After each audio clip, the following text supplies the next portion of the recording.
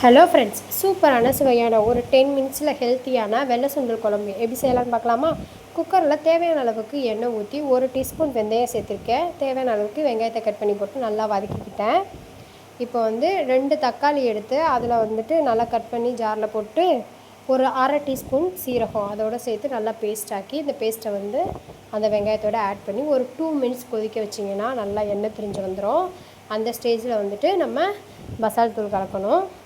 இப்போ ஒரு 1/4 டீஸ்பூன் தனி மிளகாத்தூள், ஒரு அரை டீஸ்பூன் மல்லித்தூள், ஒரு 1/2 டீஸ்பூன் வீட்டில் அரைச்ச புளிக்குழம்பு மிளகாத்தூள் இதையும் சேர்த்து நல்லா வதக்கிக்கலாம்.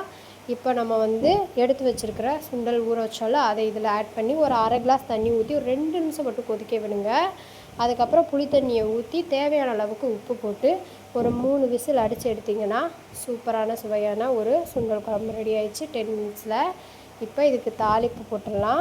எண்ணெய் ஊற்றி கடுகுந்தம்பருப்பு போட்டுக்கோங்க. அதுக்கப்புறம் பெருஞ்சீரகம் சேர்த்துக்கோங்க. மறக்காமல் பெருங்காயத்தூளும் சேர்த்து கருவேப்பிலை போட்டு அந்த தாளிப்பு எடுத்து இதில் ஊற்றுனீங்கன்னா சூப்பரான சுவையான ஒரு சுண்டல் குழம்பு ரெடி ஆயிடுச்சு. இந்த மாதிரி சூப்பரான வீடியோஸ் பார்க்க நம்மளுடைய சேனலை மறக்காமல் சப்ஸ்கிரைப் பண்ணி ஆல் பட்டனை கிளிக் பண்ணிக்கோங்க. இந்த மாதிரி ஹெல்த்தியான ஒரு சூப்பரான குழம்பு, அது ஒரு 10 மினிட்ஸில் செய்யக்கூடிய வீடியோ தான் இது. கண்டிப்பாக பாருங்கள். பாய்.